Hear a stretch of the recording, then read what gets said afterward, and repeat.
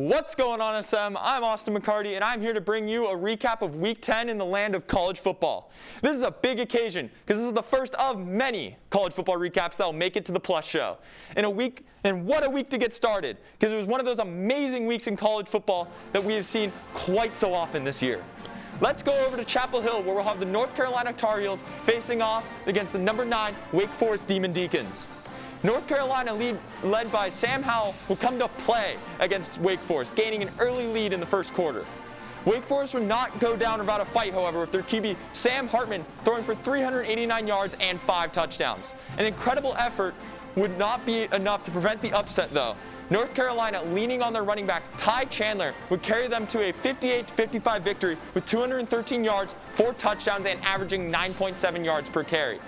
This upset is a crucial one in terms of the playoffs, with Wake Forest being the ACC's hope to make the playoff this year. With this loss, their fate for the most part is sealed to not make the playoff this year. The good games in the morning would not stop there, however, as we go down south to Aggieland, where we'll have number 13 Auburn taking on number 14 Texas A&M. This will be a matchup between the two teams that just love beating Alabama. Auburn was some of the more notorious ones in history with the kick 6 back in 2013. A&M more recently back in week 6 this year. This game would be a throwback to some old school football with a lot of running plays and tough defense, iconic of Southern football. This game would be tied at 3 until the third quarter, where A&M would break the tie with a field goal, but that would be the last that we would see of the kicker.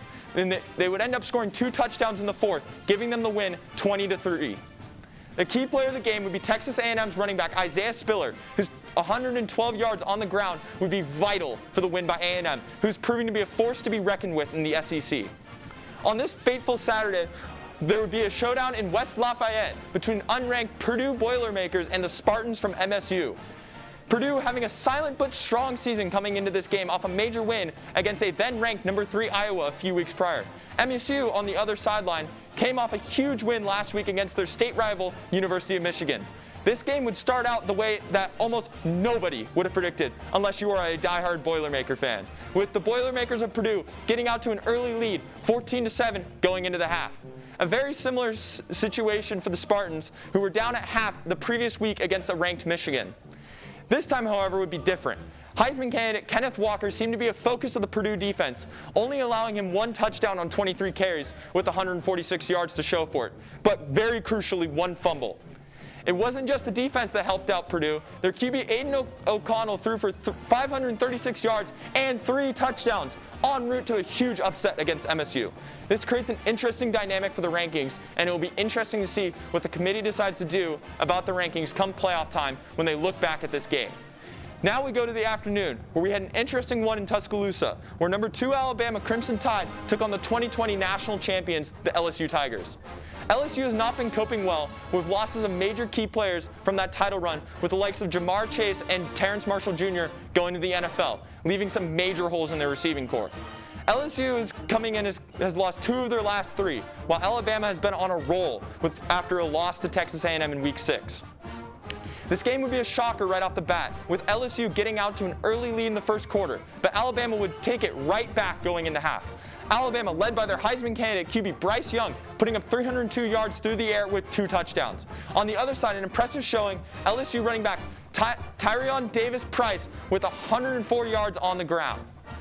Alabama would barely escape the grasp of another scary game for the Crimson Tide with a win 20-14. And now finally, we go out to the West Coast on a rainy Seattle night. The number 4 ranked Oregon Ducks are taking on the unranked Washington Huskies in a bitter rivalry in the Pac-12. This game would start off as a brutal one for the Ducks, with a touchdown and a safety putting them down 9-0 early. It seemed as if the day of upsets was not over at the last game of the day. Oregon would return to form, with running back Travis Dye picking up 211 yards on the ground and is rewarded with a touchdown.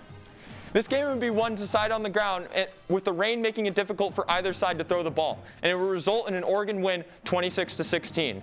Now we go to the rankings. We look at the AP poll, and no, we're not giving the AP poll any more love. Instead, we'll have the Austin placement rankings, where I will give my top 10s in order every week. To start off, at the number 10 spot, we got Oklahoma State University with a very respectable 8-1 record. At the 9 spot, I'm going to stick Notre Dame at 8-1. They have wins, but beating USC does not make them a top 5 team. At the 8 and 7 spots, we have the two Michigan schools, with Michigan at 8 and MSU at 7. While Michigan has not lost to an unranked opponent this year, I believe MSU will pick up the steam in the rest of the season to win the Big Ten. For the 6th spot, I'm going to take the Alabama Crimson Tide. This team has struggled against teams that should be easy wins, and the LSU game just exemplifies that. They are not top 5 worthy.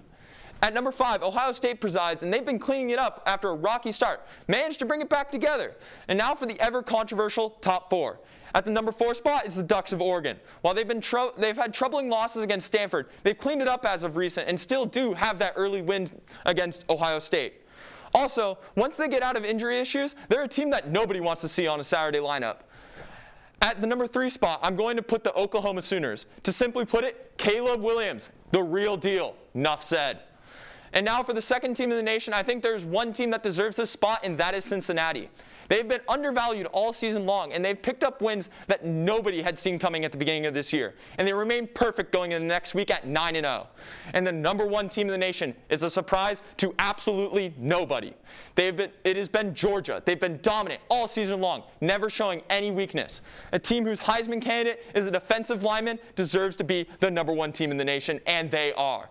Now we're coming to the end of the show, but we have one last thing, and it's time for my predictions for the games next week. I will take one game from each of the Power 5 conferences and make a prediction. Try to keep track, and I'll post my record at the end of the year, and you guys will make your picks and see if you can do better. To start off, for the SEC, Texas A&M versus Ole Miss, number 11 versus number 12.